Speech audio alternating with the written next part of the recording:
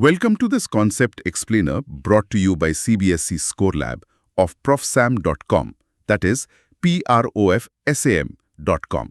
आज हम unit 6 electromagnetic induction का इंट्रोडक्शन समझेंगे। प्रॉमिस है कि इसे इतने सिंपल तरीके से समझाऊंगा कि डर भी खत्म होगा और एग्जाम के लिए याद भी रहेगा। अच्छा, एक सिंपल सा सवाल है, क्या बिना किसी बैटरी, सेल या पावर प्लग के हम बिजली यानी इलेक्ट्रिक करंट बना सकते हैं? मान लो हाथ में सिर्फ एक चुंबक, एक मैग्नेट और एक तार का कॉइल। क्या इससे एक छोटा सा बल्ब जल सकता है? बिना बैटरी के सिर्फ मैग्नेट और तार से? ये कैसे पॉसिबल है? मतलब मैग्नेट में ऐसी क्या पावर है जो तार में करंट दौड़ा देगी? एग्जैक्टली। और सबसे सरप्राइजिंग बात तो ये है कि हम बिना कुछ हिलाए भी करंट बना सकते हैं। इमेजिन करो, एक तार का कॉइल यहां रखा है, दूसरा उसके पास, दोनों बिल्कुल स्टेशनरी हैं। बस दूसरे कॉइल में करंट को ऑन ऑफ करने से पहले वाले कॉइल में अपने आप करंट पैदा हो जाता है। No touching, no movement. Wow! मतलब मूवमेंट भी जरूरी नहीं है। ये तो सच में इंटरेस्टिंग है। एक कॉइल का करंट दूसरे में करंट पैदा कर रहा है बिना किसी फिजिकल कनेक्शन के। बिल्कुल। और इस पूरे फिनोमेनन का जो कोर आइडिया है ना, वो बहुत सिंपल है। जब भी किसी कंडक्टर, जैसे कॉपर वायर, उसके आसपास का मैग्नेटिक एनवायरनमेंट टाइम के साथ चेंज होता है। मैग्नेटिक एनवायरनमेंट चेंज होने का क्या मतलब है? हाँ, तो उस कंडक्टर के अंदर एक वोल्टेज, जिसे हम EMF कहते हैं, वो पैदा हो जाता है। और अगर सर्किट क्लोज्ड है तो करंट भी बहने लगता है। इसी को इलेक्ट्रोमैग्नेटिक इंडक्शन कहते हैं। अच्छा। इसे एक एनालॉजी से समझो।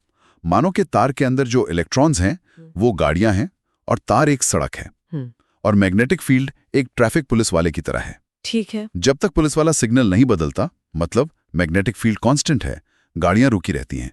जैसे ही वो सिग्नल बदलता है, यानी मैग्नेटिक फील्ड चेंज होता है, गाड़ियां चलने लगती हैं। ओह, तो सारा खेल सिग्नल बदलने का है, मतलब मैग्नेटिक फील्ड के चेंज होने का। एग्जैक्टली।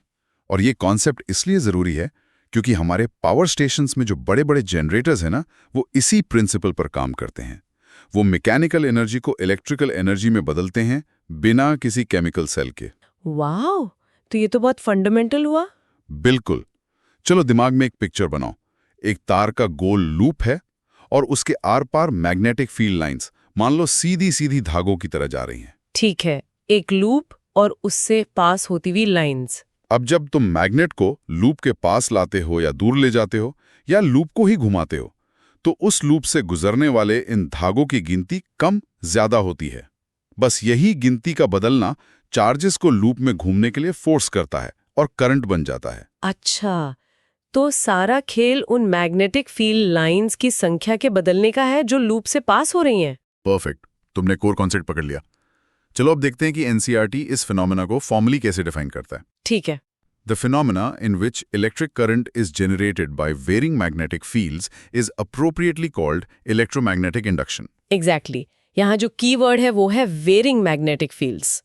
पर इस वेरिंग को, मतलब इस चेंज को साइंटिफिकली नापते कैसे हैं? उसके लिए हमें एक टर्म समझना होगा, मैग्नेटिक फ्लक्स। ये मैग्नेटिक फ्लक्स क्या होता है? सुनने में बहुत हैवी लग रहा है। नहीं, बिल्कुल हैवी नहीं है।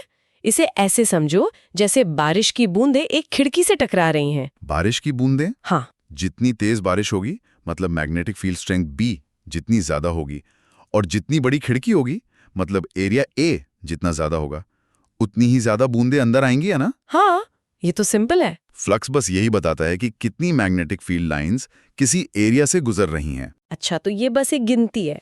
एक तरह से हाँ। अब एनसीईआरटी का फॉर्मूला पढ़ो जरा। Magnetic flux through a plane of area A placed in a uniform magnetic field B can be written as phi B equals B dot A equals BA cos theta. देखो, इसमें theta वो angle है जिस पर field surface से टकरा रहा है। हाँ। अगर तुम खिड़की को थोड़ा तिरछा कर दो तो कम बूंदें आएंगी, सही? हाँ, सही। वैसे ही लूप को टिल्ट करने पर फ्लक्स बदल जाता है। फॉर एग्जाम्पल, अगर 0.5 टेस्ला की मैग्नेटिक फील्ड है और 0.02 मीटर स्क्वायर का लूप फील्ड के प्रोपेंडिकुलर रखा है, तो फ्लक्स होगा phi is equals to B, मतलब 0.5 इंटू 0.02, जो कि 0.01 वेबर होता है। अच्छा, तो B, A और उनके बीच का एंगल, ये तीनों मिलकर फ्लक्स डिसाइड करते हैं। मतलब इनमें से किसी एक को भी बदला तो फ्लक्स चेंज हो जाएगा। Exactly. Hope everything is clear so far. This concept explainer is from profsam.com, that is profsam.com. तो 19th सेंचुरी की शुरुआत में ओएस्टेड और एम्पियर जैसे वैज्ञानिकों ने ये तो बता दिया था कि मूविंग चार्जेस यानी करंट से मैग्नेटिक फील्ड बनती है। हाँ, ये तो पिछले 4 चैप्टर्स में पढ़ा था। तो सवाल उठा, क्या इसका उल्टा भी हो सकता है? क्या मूविंग मैग्नेट से करंट बन सकता है? इसी सवाल का जवाब माइकल फैराडे और जोसेफ हेनरी ने लगभग 1830 में अपने एक्सपेरिमेंट से दिया। अच्छा। उन्होंने दिखाया कि हाँ, ऐसा हो सकता है। हुआ ये कि जब फैराडे से किसी ने पूछा कि इस खोज का क्या फायदा, तो उनका जवाब था, एक नए जन्मे बच्चे का क्या फायदा होता है। वाह। और आज हमारी पूरी सिविलाइजेशन, ये लाइट्स, ट्रेन्स, कंप्यूटर्स, सब इसी खोज की देन है। अब जब हम मैग्नेटिक फ्लक्स समझ गए हैं, तो हम फैराडे और हेनरी के एक्सपेरिमेंट्स को और अच्छे से समझ सकते हैं, जो हमारा अगला टॉपिक होगा। अब आते हैं उस कॉमन मिसकॉन्सेप्शन पर जहां स्टूडेंट्स मार्क्स लूज करते हैं। ओके, ये इंपॉर्टेंट है। देखो, गलत धारणा, रॉन्ग आइडिया यह है कि किसी भी स्टेशनरी लूप के पास सिर्फ एक मैग्नेटिक फील्ड रख देने से करंट पैदा हो जाएगा। स्टूडेंट्स को लगता है कि भाई मैग्नेट पास है तो बिजली बननी चाहिए। हाँ, ये सुनने में तो लॉजिकल लगता है, मैग्नेट है, वायर है तो करंट होना चाहिए। नहीं, बस यही गलती होती है। सिर्फ फील्ड होना काफी नहीं है। जो करेक्ट आइडिया है वो ये है कि उस लूप से जुड़ा मैग्नेटिक फ्लक्स चेंज होना जरूरी है। अगर मैग्नेट और लूप दोनों रुके हुए हैं और फील्ड भी कांस्टेंट है, तो कोई ईएमएफ या करंट नहीं बनेगा। अच्छा, मतलब या तो मैग्नेट को मूव करना होगा, या लूप को, या फिर फील्ड की स्ट्रेंथ को बदलना होगा। राइट, सिर्फ पास रखने से कुछ नहीं होगा। Exactly. The key word is change. इसे हमेशा के लिए याद रखने के लिए एक लाइन है, फ्लक्स में चेंज नहीं तो सर्किट में करंट नहीं। फ्लक्स में चेंज नहीं तो सर्किट में करंट नहीं। ठीक है, ये याद रहेगा। अब इसे हमेशा के लिए याद रखने के लिए कुछ सिंपल ट्रिक्स हैं, बताइए। एक कैची फ्रेज याद रखो, फ्लक्स बदला, चार्ज भागा। फ्लक्स बदला, चार्ज भागा, ये तो काफी कैची है। हाँ, change in flux kicks the charges. और एक फिजिकल जेस्चर ट्राई करो, अपने दोनों हाथों से हवा में एक लूप बनाओ। ठीक है। अब इमेजिन करो कि मैग्नेटिक फील्ड लाइंस उससे गुजर रही हैं। अब अपने हाथों को ट्विस्ट करो या आगे पीछे करो। ये जो ट्विस्ट या चेंज है ना, यही करंट को ड्राइव करता है। ये एक्शन तुम्हें हमेशा याद दिलाएगा कि चेंज इज नेसेसरी। ये विजुअलाइजेशन टेक्निक अच्छी है, हाथों को ट्विस्ट करना। ये एक्शन याद दिलाएगा कि मोशन या चेंज जरूरी है। तो आज की चर्चा को 3 सिंपल पॉइंट्स में समराइज करते हैं। ठीक है, let's recap. Point number 1, electricity और मैग्नेटिज्म गहरे दोस्त हैं।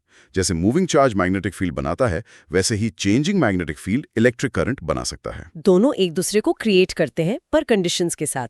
करंट पैदा करने के लिए सिर्फ मैग्नेटिक फील्ड का होना काफी नहीं है। कंडक्टर से जुड़े हुए मैग्नेटिक फ्लक्स का टाइम के साथ बदलना, मतलब चेंज होना, सबसे जरूरी कंडीशन है। The key word is change in magnetic flux. Static flux कुछ नहीं करता। और नंबर 3, इसी फिनोमिनन को इलेक्ट्रोमैग्नेटिक इंडक्शन यानी EMI कहते हैं, और दुनिया भर के पावर जनरेटर्स इसी सिंपल प्रिंसिपल पर काम करके हमारे घरों तक बिजली पहुंचाते हैं। एक इतना सिंपल सा प्रिंसिपल, और उसने पूरी दुनिया बदल दी। 12 CBSE फिजिक्स, केमिस्ट्री और मैथ्स में मैक्सिमम मार्क्स लाने के लिए profsam.com पर विजिट करें। That is PROF SAM, right? Yes, PROFSAM.com। अगली बार मिलेंगे एक नए कॉन्सेप्ट के साथ। पढ़ते रहो,